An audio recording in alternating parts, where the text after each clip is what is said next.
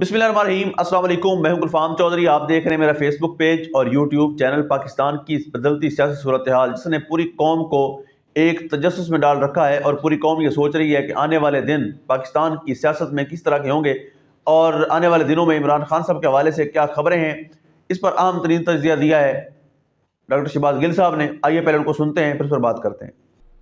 सबसे पहली खबर आपके सामने California United states of America से रखते हैं, जहां पर आग लगी है।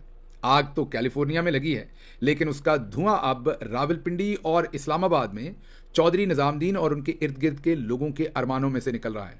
आप सोच रहे होंगे कि आग कैलिफोर्निया में लगी है, धुआं यहां से कैसे निकल रहा है।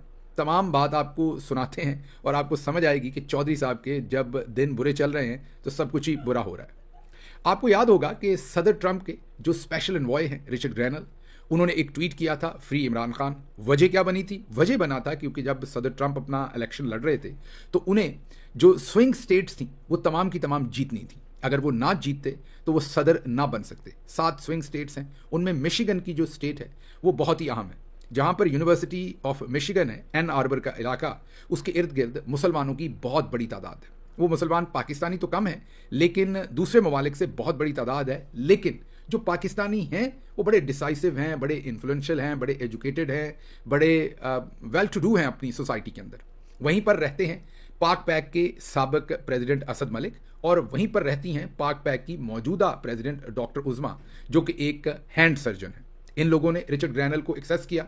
आजकल वैसे तो आप सुनते रहते हैं पाक पैक के ऊपर बहुत बड़ा एक हमला कुछ नादान दोस्तों ने कर रखा है कि वो आईएसआई के हैंडलर्स हैं। कई दफ़ा लोग बड़ी पिक्चर नहीं देखते। अगर वो आईएसआई के हैंडलर होते तो रिचर्ड ग्रैनल को कभी भी एक्सेस ना करते और रिचर्ड ग्रैनल इस तरीके से चौधरी निजामुद्दीन को सीधा ना करते। बहरहाल इस बात पर बहस किसी और दिन करेंगे कि ये पाक पैक के ऊपर अंदर और बाहर से हमला क्यों हो रहा है, उन बेचारों को क्यों रगेदा जा रहा है, उस पर कभी दोबारा बात करेंगे। लेकिन फिलहाल जब ये जो पाकिस्तानी थे, इन्होंने देखा कि ये मिशिगन स्टेट जो है वो बहुत ही अहम है सदर ट्रंप के लिए, और उन्होंने वहाँ से मुसलमान वोट हासिल करने के लिए जिम्मेदारी लगाई रिचर्ड ग्रैनल की। तो वहाँ पर ये पाक पैक की जो लीडरशिप है और दूसरे पाकिस्तानी जो हैं वहाँ पर, जिनमें पाकिस्तान तहरीक इंसाफ के कोई लोग नहीं थे, ये जो वहाँ पर लोकल पाकिस्तानी थे, डायस्पोरा था और खुसूसी तौर पर पाक पैक के लोग थे, उन्होंने इन्हें एंगेज किया और वहाँ से उनकी दोस्ती बनी रिचर्ड ग्रैनल से। रिचर्ड ग्रैनल ने प्रेसिडेंट ट्रंप को वो बहुत ही मुश्किल स्टेट जो मिशिगन स्टेट थी वो डिलीवर की, क्योंकि वहाँ मुसलमानों ने एकजुट होकर तमाम वोट जो हैं या मेजॉरिटी वोट जो है वो सदर ट्रंप के पीछे डाले, और जिससे सदर ट्रंप जीते और जो रिचर्ड ग्रैनल ने अपने जिम्मेदारी ली थी उसको कर निभाया। रिचर्ड ग्रैनल पहले भी सदर ट्रंप के बहुत अहम साथी थे, इसके बाद वो जाहिर है उनकी अहमियत और भी ज़्यादा अहम हो गई, क्योंकि इस सारे प्रोसेस के अंदर जो पाकिस्तानी डायस्पोरा था उन्होंने रिचर्ड ग्रैनल को पूरी तरह से अवेयर किया था कि पाकिस्तान के अंदर क्या हो रहा है और इमरान खान के साथ क्या हो रहा है। तो उन्होंने इसी प्रोसेस के अंदर एक ट्वीट किया था, फ्री इमरान खान। जियो टीवी को पता नहीं क्या सूझी कि उन्होंने एक होमोफोबिक किस्म का, जिसे वेस्टर्न वर्ल्ड में बहुत ही गलीज हरकत माना जाएगा, वो हमला रिचर्ड ग्रैनल पे कर दिया। जाहिर है जब हम उसकी तहकीक करते हैं और जियो टीवी के अंदर से लोग बताते हैं कि सब कुछ चौधरी साहब के कहने पर किया था। चौधरी साहब ने खुद, बड़े चौधरी साहब ने नहीं कहा, छोटे जो चौधरी हैं उन्होंने कहा, उनके कहने पर यह हमला हुआ। उसके बाद रिचर्ड ग्रैनल सीधे हो गए। जब वो सीधे हुए तो इनको समझ नहीं आई कि वो कौन है, कितने अहम हैं, ये भी उनको सीधे हो गए और इन्होंने भी अपने तमाम टाउट सहाफ़ी उनके ऊपर उतार दिए। टाउट साहबी उन्होंने एक के बाद दूसरा गलीज हमला किया, यहां तक कि रिचर्ड ग्रैनल को करप्ट कह दिया, पैसे लेने वाला कह दिया, कहा पैसे लेके ये काम करता है, ये करता है, वो करता है, हर तरह के इल्जामात उसके ऊपर लगाए। उसकी कैरेक्टर असैसिनेशन भी की, उसे करप्ट भी कहा, सब कुछ कहा। रिचर्ड ग्रैनल जो है वो भी डटकर तमाम मुकाबला करते रहे और ट्वीट पर ट्वीट उन्होंने दागा। और फिर जो सरकारी हाजन है आसमा शराजी साहबा, उन्होंने तो उन्हें पीटीआई का एक कारकुन कह डाला और कहा कि वो ऐसे ट्वीट कर रहे हैं जैसे पीटीआई के कारकुन है। मतलब तमाम लफाफे जो हैं वो रिचर्ड ग्रैनल पर उतार दिए गए। जब इससे भी काम नहीं चला तो चौधरी साहब ने मरियम नवाज के साथ एक मीटिंग की और उसमें कहा कि ये वज़न आप भी उठाएं। अब बाजी मरियम खुद भी इतनी पढ़ी लिखी नहीं है और पढ़े लिखे लोगों से खासी वो खाइफ रहती हैं या इंटिमिडेट होती हैं, दैट्स अ राइट वर्ड। तो इसलिए वो अपने इर्द गिर्द तलाल चौधरी साहब या जावेद लतीफ़ साहब जैसे लोगों को रखती हैं, जो हमारे दोस्त दुरुस्त तरीके से ना उर्दू लिख सकते हैं, ना उनकी इमला ठीक है, ना प्रोनाउंसिएशन ठीक है और ना लिखाई ठीक है। तो ऐसे लोग जो हैं उनके साथ बाजी खुश रहती हैं। बाजी खुद भी आपको पता है का के की याद होगा आपको, वो लिखने की कोशिशें करती नहीं। जब वो मज़ारे इकबाल पर गई और वहाँ पर उन्होंने अपने सेंटिमेंट्स लिखने थे तो उर्दू की एक लाइन नहीं लिख पा रही थी। बहरहाल इन हालात में बाजी मरियम ने रिचर्ड ग्रैनल पर अपना ये जो ब्रिगेड था वो छोड़ दिया।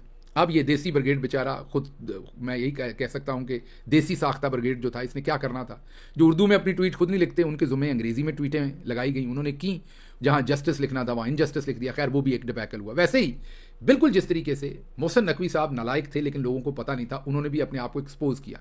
कई दफ़ा लोग बड़े पर्दे पर आते हैं तो अल्लाह मियाँ उनको असल में एक्सपोज करने के लिए लाता है, लेकिन वो लोग सोच रहे होते हैं कि हमारी तरक्की हुई है। कई दफ़ा अल्लाह मियाँ लोगों को ऊपर लेकर आते हैं ताकि वो अपनी जो असल उनकी असलियत है वो लोगों के सामने जो है वो आ सके। तो यही काम उस वक्त हुआ तो मरियम साहबा और उनके हवारियों ने रिचर्ड ग्रैनल पर हमला किया, वो भी बेसूद गया। बहरहाल इस सारे प्रोसेस के अंदर फिर एक टाइम पर चौधरी साहब के टाउट सहाफ़ियों ने कहा कि रिचर्ड ग्रैनल इंपॉर्टेंट आदमी नहीं है, इसको आप बिल्कुल इंपॉर्टेंस ना दें, ये तो ऐसे ही रिफ रैफ है, इसका तो कोई इंपॉर्टेंस नहीं है, इसका तो कोई लेना देना नहीं है, ट्रंप के साथ कोई खास तल्लक भी नहीं है, बहुत निचले दर्जे का ये आदमी है। निचले दर्जे का मतलब यहाँ पर यह है कि बहुत जूनियर आदमी है। ये इन्होंने कह के रिचर्ड ग्रैनल को फर्दर डिस्क्रेडिट करने की कोशिश की। उसके बाद अमेरिका के अंदर रिचर्ड ग्रैनल नहीं बल्कि दूसरे जो ट्रंप के कैबिनेट मेंबर्स हैं उनकी आपस में H1B वीज़ा, जो यहाँ पर हाईली स्किल्ड वीज़ा है, उसके ऊपर बहुत ही खूनख्वार बहस शुरू हो गई। उस बहस को कंट्रोल करने के लिए सदर ट्रंप ने तमाम अपने जो मेन की प्लेयर्स हैं, कैबिनेट मेंबर्स हैं, टीम के लोग हैं, उन पर पाबंदी लगा दी कि आपने किसी भी पॉलिसी स्टेटमेंट, जो भी पॉलिसीज़ हैं उन पर कोई स्टेटमेंट सोशल मीडिया में नहीं देनी जब तक हम हल्फ ना उठा लें, क्योंकि वो हल्फ उठाने से पहले अपनी टीम के लोगों को एक दूसरे के साथ स्कफल करते हुए सोशल मीडिया पर नहीं देखना चाहते थे। जाहिर है उसकी कैजुअलिटी ये भी हुई, या उसकी आप ये कह लें कि साइड प्रोडक्ट उसकी ये निकली कि रिचर्ड ग्रैनल जो थे वो पाकिस्तान के बारे में भी ट्वीट ना कर सके, उनको रुकना पड़ा। हालांकि उनको नहीं रोका गया था, मैं दोबारा कह दूं, एक लार्जर लेवल पर H1B की जो बहस हो रही थी अमेरिका में, उसको स्टॉप करने के लिए, जिसका रिचर्ड ग्रैनल से कोई लेना देना नहीं था, उन्होंने अपनी पूरी टीम को कहा कि आपने ट्वीट नहीं करने। जाहिर है फिर रिचर्ड ग्रैनल ने भी ट्वीट नहीं करने थे। उसके बाद चौधरी ने कहा देखें अब वो खामोश हो गए, एक तो वो अहम नहीं है, उनको सदर ट्रंप ने जो है वो कह दिया कि आप खामोश हो जाएं, और अब रिचर्ड ग्रैनल नहीं बोलेगा, ये मंजन बेचा गया। आज ये सारी मैंने आपको तमहीद इसलिए बताई कि आपको समझ आ सके कि आज चौधरी साहब को दोबारा से नींद नहीं आनी।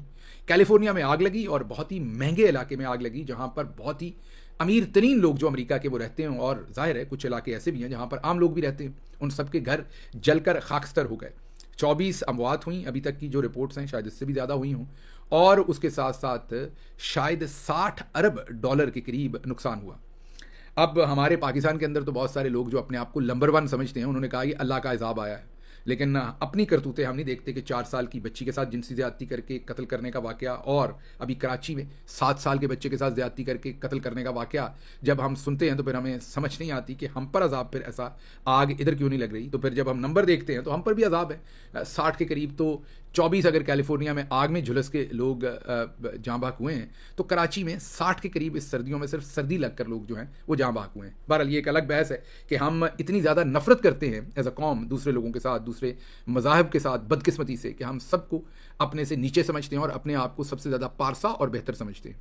यही वो वजूहात हैं जिसकी वजह से मुस्लिम दुनिया के अंदर भी शायद जो 2, 3, 4 मुल्क, जिनको दूसरे दुनिया के मुल्क जो हैं वो इंडिविजुअल्स के तो दोस्त बनते हैं, लेकिन मुल्कों के बारे में उनकी राय थोड़ी सी बहुत ही मोहतात होती है। उनमें एक हमारा मुल्क है, क्योंकि हम अल्लाह वास्ते लोगों के साथ इस तरह की, उनको इस तरह से इंटीमिडेट करते हैं। बार लंबी हो गई बहस।